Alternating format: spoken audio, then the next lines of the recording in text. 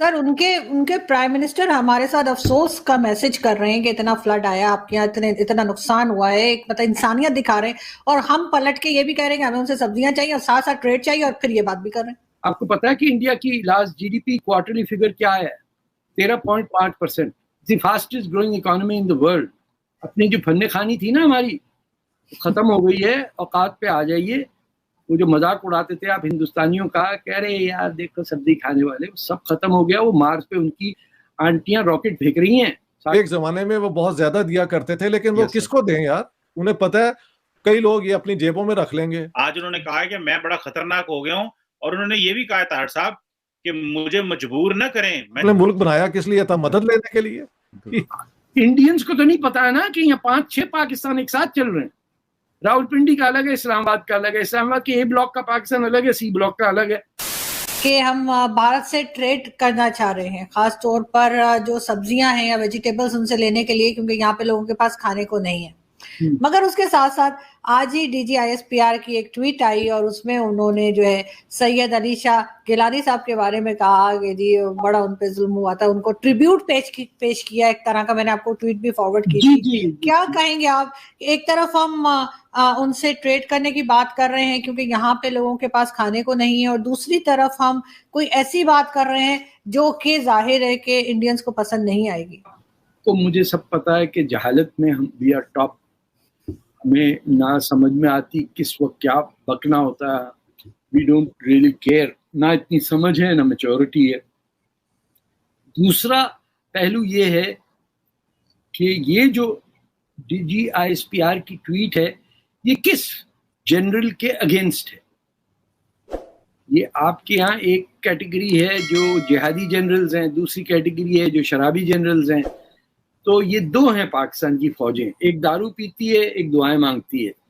تو ان کے بیچ کی ٹسل بھی ہو سکتی، میں اسپیکولیٹ کر رہا ہوں کہ جو اس وقت ایگزسٹنگ جو گورنمنٹ ہے وہ اگر چاہ رہی ہے کہ ہندوستان سے تعلقات بہتر ہوں، تاکہ وہ بارڈر وہیں سے ملتا ہے، ٹماٹر پیاز کی بات کر رہے ہیں نا، اور کون سی وہاں سے توپے منگوا رہے ہیں انڈیا سے، وہ خیرات میں جو ملنی تھیں وہ نہ مل سکیں، تو یہ ٹویٹ کر کے اس اینگل کو سیبوٹاج کرنے کا۔ یہ دوسری یہ ہے کہ عادت خراب ہو آپ کی، آپ اسموکنگ کر رہے ہیں پچھلے 70 سال سے، تو اب سگریٹ ایک ہفتے میں تو نہیں چھوٹے گا نا۔ پہلا ملا آپ نے سوٹا لگا لیا۔ تو یہ عادت ہے گالی دینا ہندوستان کو، ہندو کو، یہودی کو، اسرائیل کو، ویسٹ کو، سنی کو، شیعہ کو، احمدی کو، سندھی کو۔ مطلب ہر روز کسی پاکستانی گھرانے میں کسی شخص کو، کسی انسٹیٹیوشن کو گالی پڑ رہی ہوتی، وہ کہ ان کی وجہ سے ہماری آج یہ حالت ہے۔ انڈیا کہہ رہا ہے کہ ہاؤ کین وی ہیلپ، تو آپ نے جا کے انڈیا کو گالی دے دی۔ سر ان کے پرائم منسٹر ہمارے ساتھ افسوس کا میسج کر رہے ہیں کہ اتنا فلڈ آیا آپ کے یہاں، اتنا نقصان ہوا ہے، مطلب انسانیت دکھا رہے ہیں، اور ہم پلٹ کے یہ بھی کہہ رہے ہیں کہ ہمیں ان سے سبزیاں چاہیے اور ساتھ ساتھ ٹریڈ چاہیے، اور پھر یہ بات بھی کر رہے ہیں۔ تو بھائی انڈینز کو تو نہیں پتا ہے نا کہ یہاں 5-6 پاکستان ایک ساتھ چل رہے ہیں۔ راول پنڈی کا الگ ہے، اسلام آباد کا الگ ہے۔ اسلام آباد کے اے بلاک کا پاکستان الگ ہے، سی بلاک کا الگ ہے۔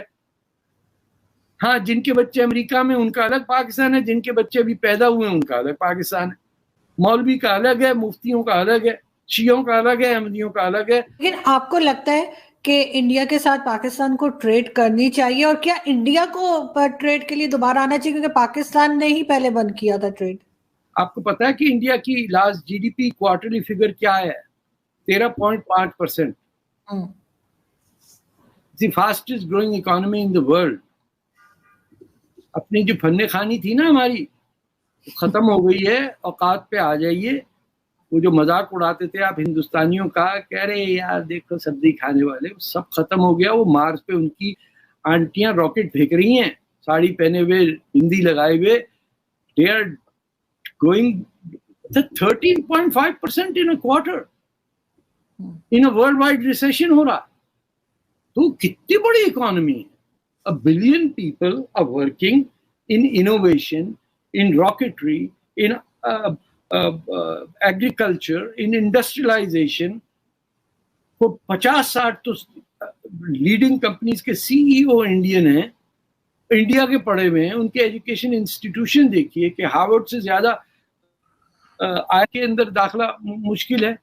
बॉर्डर खोल देते हैं मतलब तिजारत के लिए या ट्रेड के लिए, तो यहाँ से जो शरारत की जाती है या बदमाशी की जाती है कि वहां जाके, यहाँ से कई लोग हैं जो चाहे हाफिज सईद के हो या किसी के भी, यहाँ से इंडिया क्रॉस करते हैं और वहां पे नुकसान करते हैं, वो कैसे कंट्रोल होंगे?